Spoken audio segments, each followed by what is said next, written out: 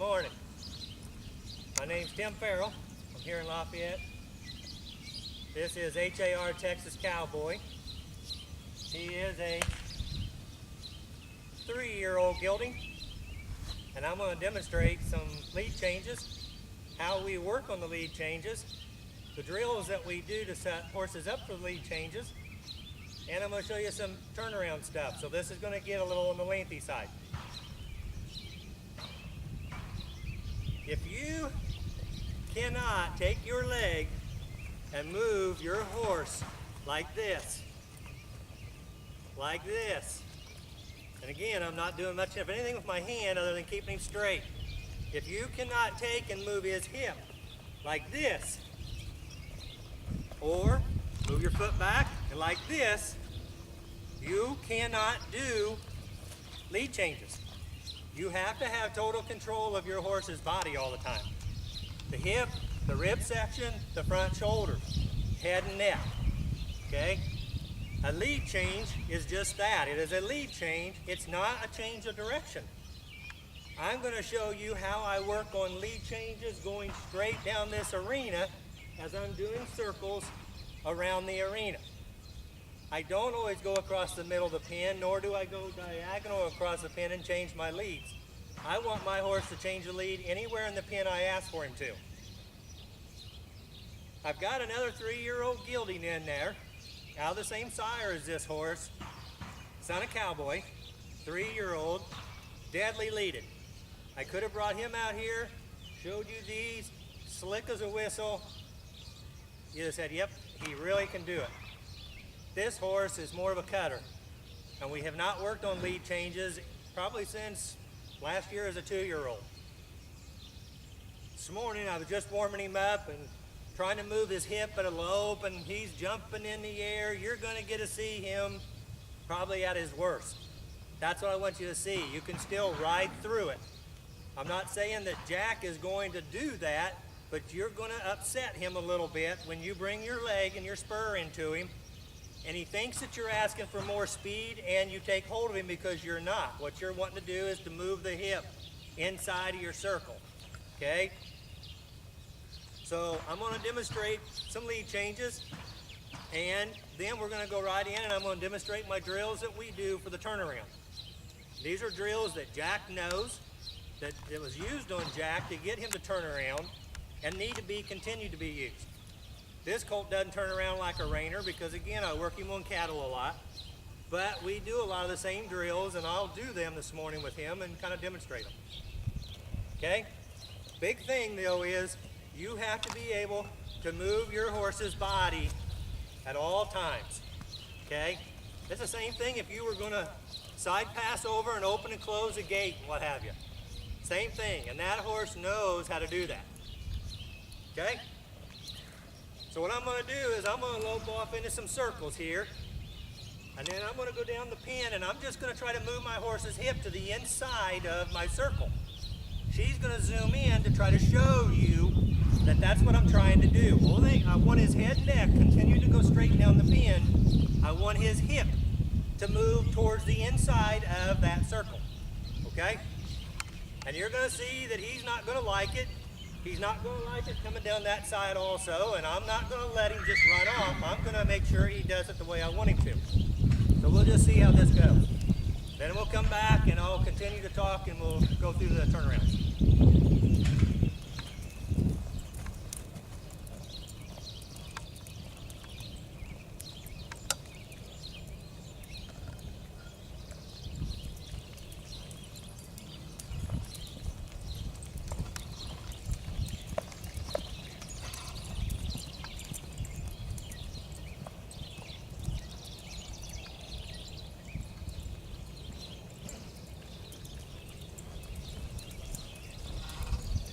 Okay, my horse seems to be relaxed and listening, so here we go.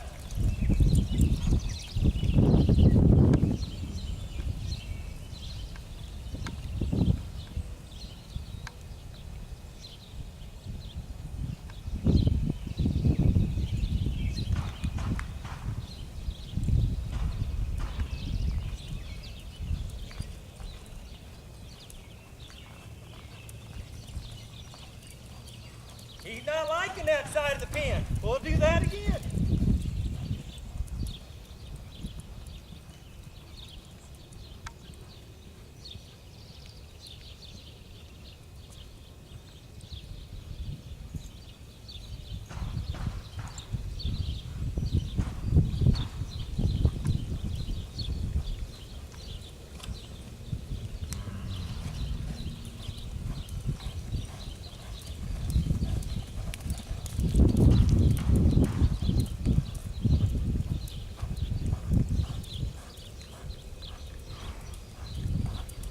I think we need a better bridle, but that's okay.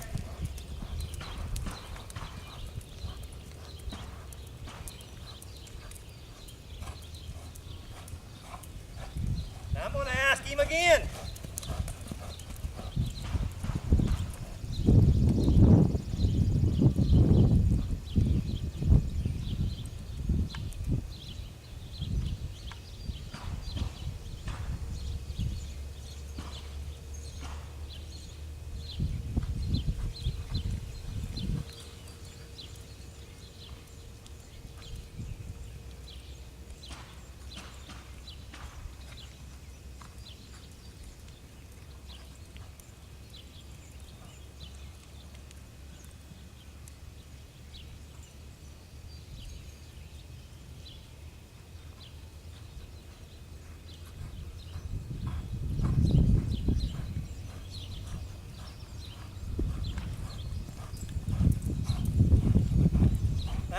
Better finally. I think I got its attention.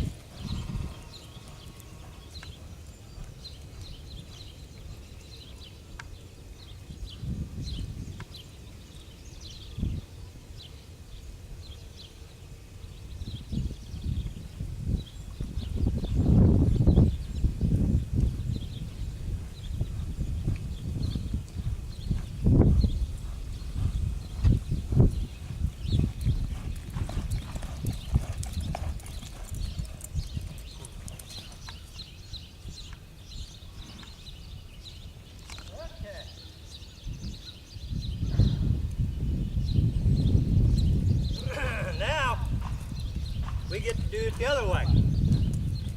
That was just a communication issue over there because as I'm bringing my leg in, he's pushing against it rather than moving away from it. And so what he's doing was going right to the rail with me. All you can do is just keep going. Sooner or later, you'll get your point across, and pretty soon you'll start traveling straight down the pin. They'll move that hip for you. We're going to do the same thing this way because we need the same control on this side that we got on this side. Hopefully it won't take quite long.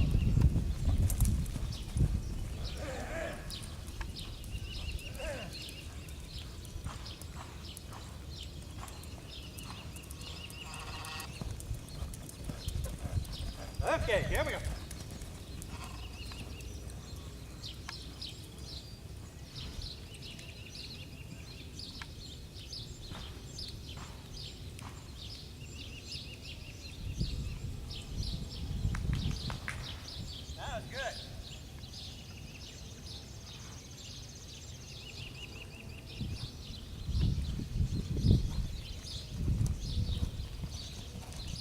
And that was pretty good.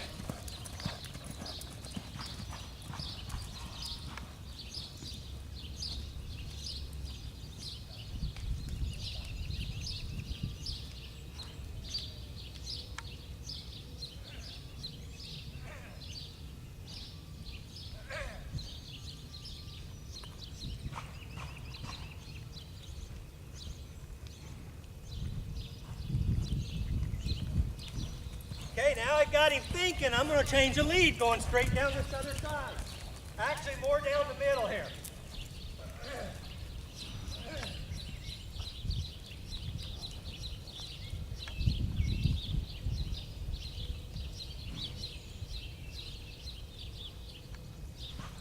Very good.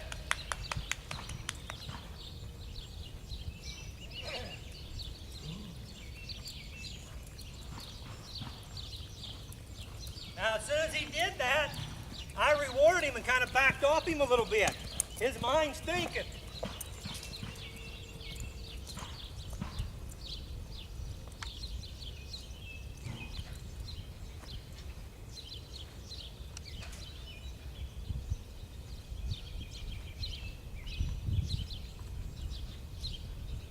over with my right leg. I just asked for the lead change. Beautiful job.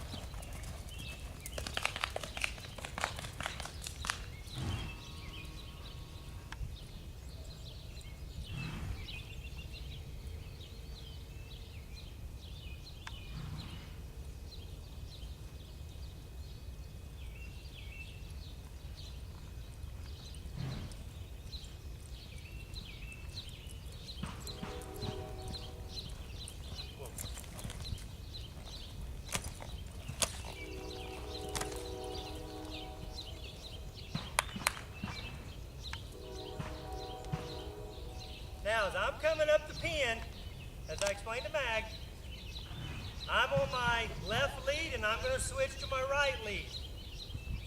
I use my right leg to move this colt's ribs and front end over.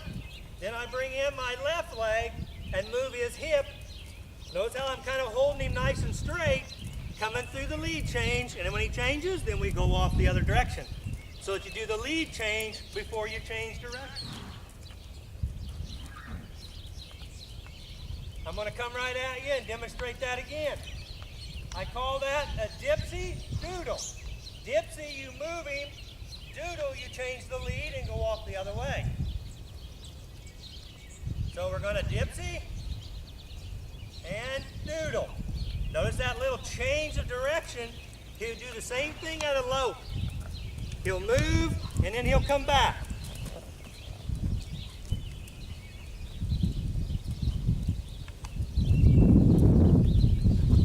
Again, you saw him get all excited, kind of got wound up and everything. Again, he's a year younger than Jack is. He has not had a lot of lead change training in the past 6 months or better, probably. Again, if I'd come back out here tomorrow, probably wouldn't have any of that. He'd move that hip for me. We'd do those lead changes, okay? Just as slick as what he hit him here. If we had not done those drills, moving that hip around, getting control of the body, I'll guarantee you this colt would not have changed those leads, especially as sweet as he did, and hit him right on stride. You got to do the drills and you got to get control of the body, or don't even worry about the lead change. Continue to just ride and use that, move that hip, move those ribs, that front end, both directions. Get control of that horse's body before you start trying to do lead changes. Now we're going to go right into some turnaround drills. When you do your turnaround drills, what gives your horse some forward impulsion, some get up and go in the turnaround, is setting him up for him. Okay? So to do that, trot your circles, small circles like this. Tip the nose to the inside.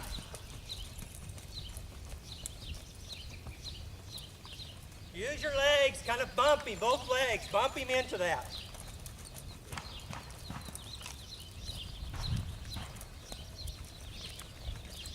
After you feel like you've got him, you've got this inside shoulder lifted up, you got forward motion, he's wanting to go a little bit. Now change your hands a little bit. Take hold of your outside rein against him and duck him to the inside over that front end.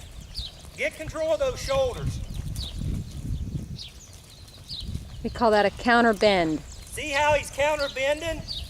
See how he's kind of stepping over himself in the front, even at a trot? You don't want him bent like this when you're turning him around, but this is how you get control of those shoulders so that you can turn him around. Doing this right here does not get control of the shoulder. It lifts the inside shoulder.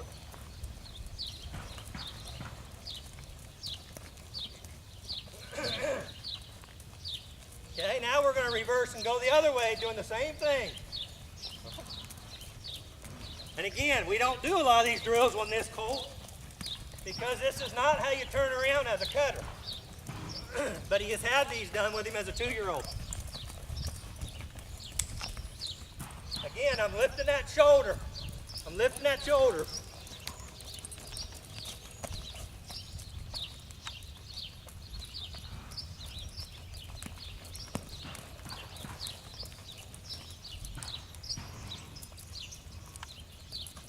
Now I'm going to counterbend him. They'll do this pretty readily because it's like cheating.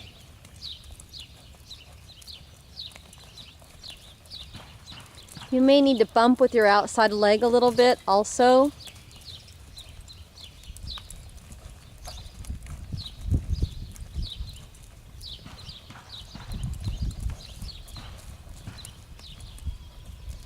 Now a lot of times, I'll stop and then I'll turn when I've counterbend one like that. Because they get kind of all balled up counterbending. So when I stop, instead of going that same direction and having to rechange their body, I'll just reverse them. Do that again, Tim. The counter bend into the turnaround. Okay? So we'll do it this time we'll go left to right. Do the counter bend and into the turnaround. Got him counter bent, reaching across, reaching across.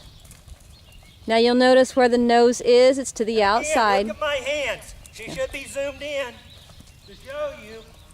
I'm using inside rein and outside rein, but a lot of outside rein to get that bend. Then I just take hold of that nose, bring him right on around like that, and walk him or trot him right on out of there. Kind of follow through in your turnaround.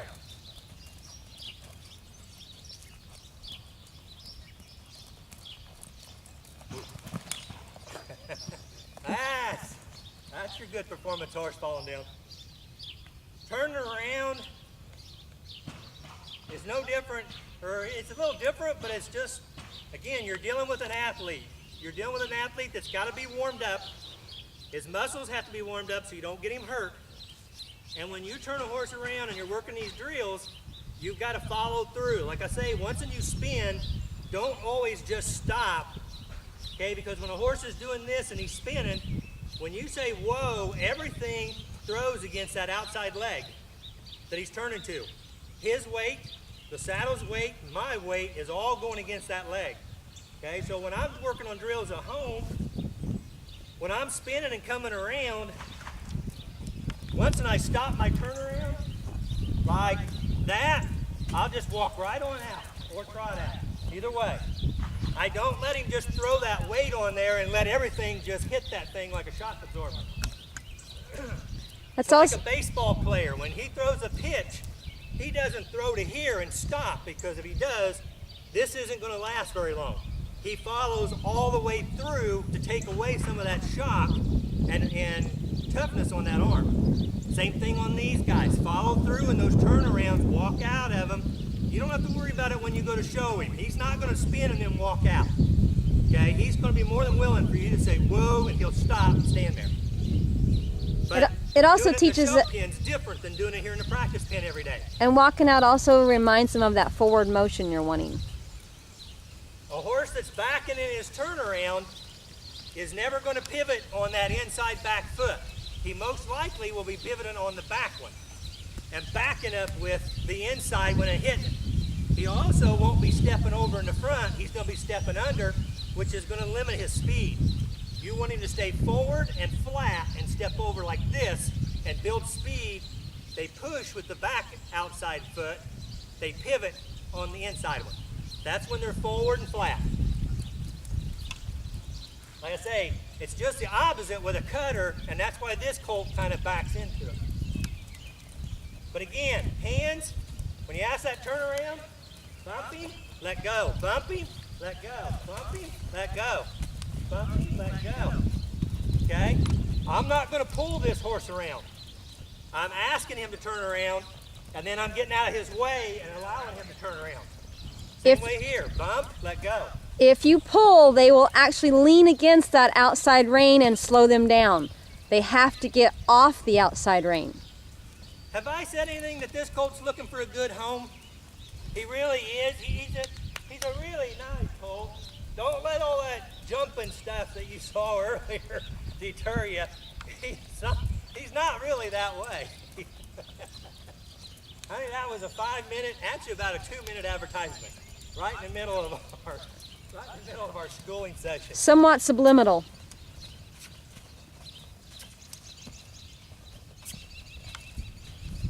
Now that right there, I'm not sure But I don't think I put a single spur into this colt. What I did was every time that I took hold and moved him, I kissed. And he give me a little shot of energy. And then I kissed, and he give me a little shot of energy, and I kissed. What I'm wanting to do is, and we did this as a 2-year-old in this colt, when we would spur in the turnaround or what have you, we would kiss. I want him to understand that when I kiss, I want something. If he gives it, that's all. I mean, if he gives me a little extra, that's all he's going to get is that kiss. If he doesn't, I'm going to bump him, okay? In the turnarounds, you've got to be careful bumping with your spur because, again, you've got your horse bowed to the inside. He's stepping over himself, coming around. The last thing you want to do is drive the ribs into the turnaround, which is going to make him then get clumsy in the front end. His front feet will be out like this, trying to do this. What you'll do is bring your foot in, make contact with your spur or roll out, and if you need, you'll run it up his side just a little bit to get a little motion out of him, okay? Not necessarily driving the ribs into the turn. Now this colt, I'm not necessarily going to demonstrate that because he's given me plenty for one, and I haven't worked on these turnarounds in a long time. I don't want him to get hurt, okay? So we're just going real nice and easy.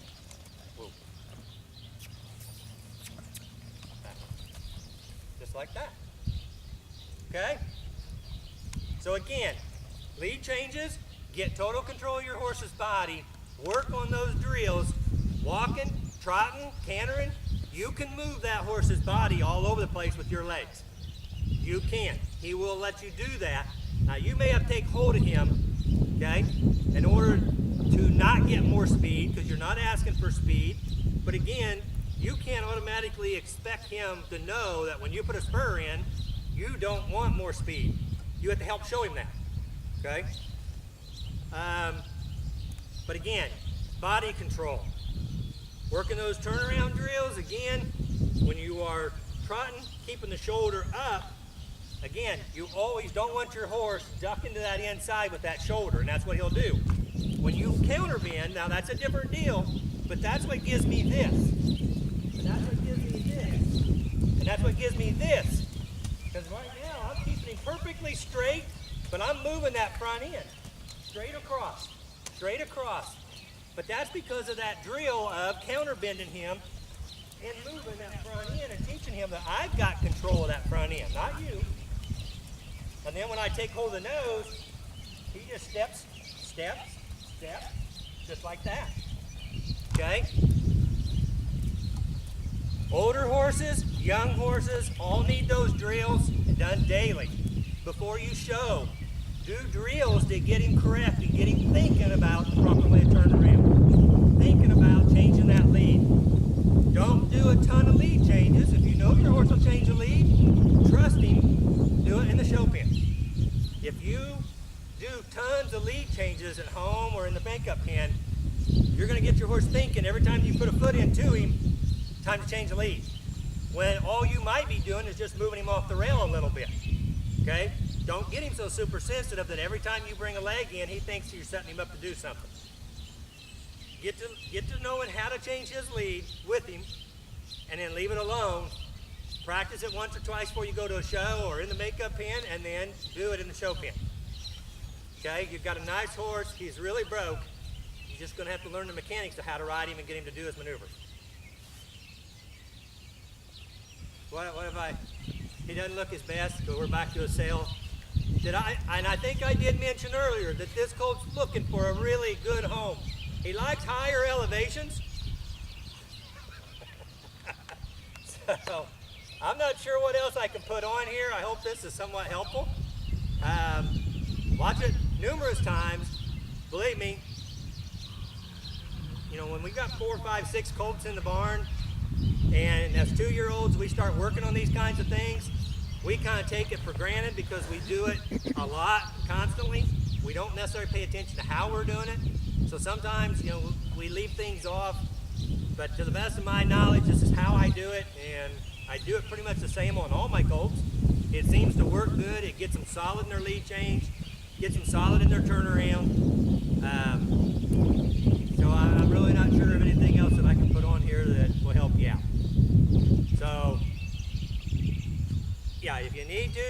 always give us a call, 765-477-0144, 765-404-6856 is my cell. And we'll help talk you through anything that we possibly can. For Tim and Miriam Farrell here at Hidden Acres Ranch,